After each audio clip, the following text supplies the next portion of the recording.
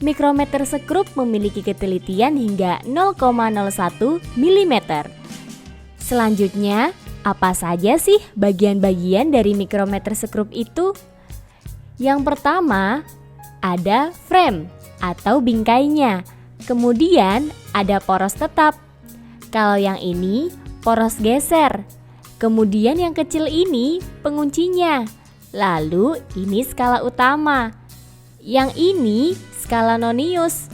Dan yang ini pemutarnya.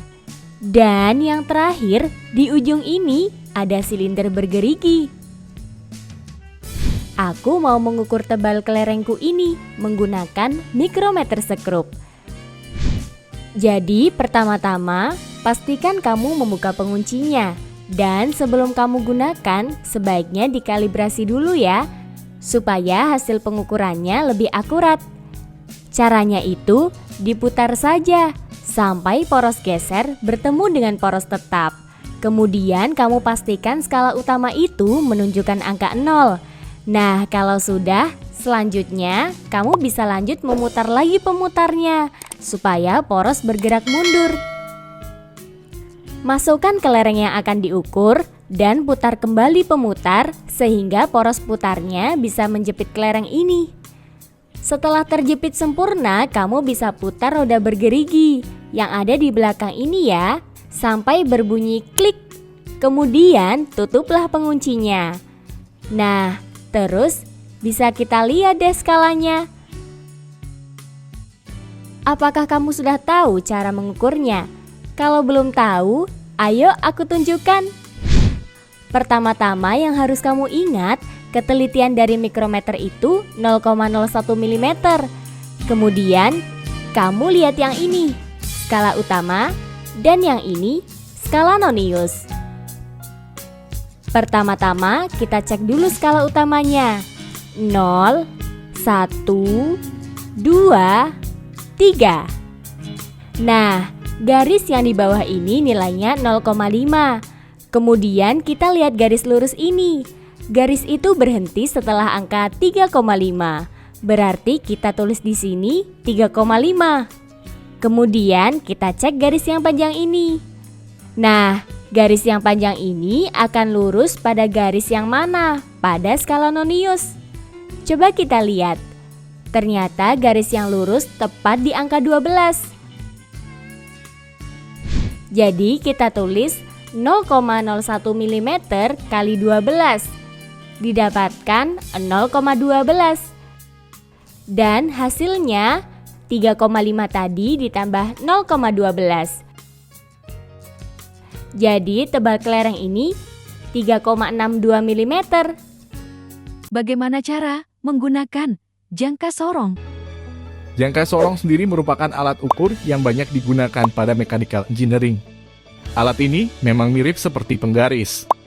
Namun akurasi pengukurannya sangat tinggi. Hal itu disebabkan karena jangka sorong mampu mengukur benda dengan ketelitian 0,02 mm. Dalam dunia teknis, jangka sorong memang bukan yang paling akurat. Karena masih ada mikrometer yang tingkat ketelitiannya mencapai 0,01 mm. Namun jangka sorong bisa digunakan untuk mengukur 3 jenis pengukuran sekaligus. Alat ini bisa mengukur ketebalan atau diameter luar. Jangka sorong juga bisa mengukur lebar celah atau diameter dalam.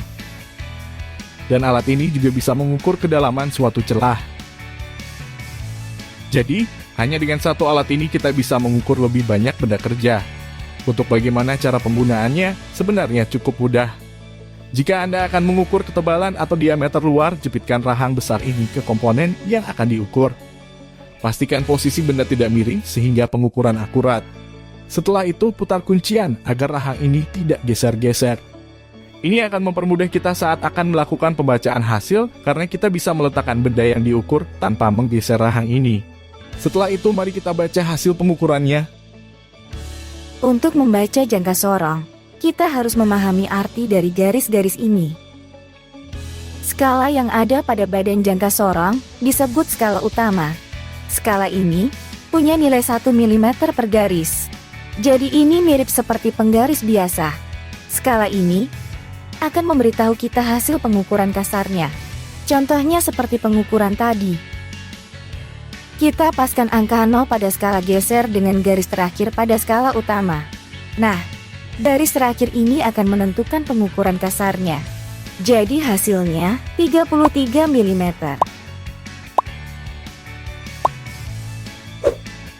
Untuk skala geser yang ada di bawah, digunakan untuk menentukan nilai halusnya atau nilai komanya.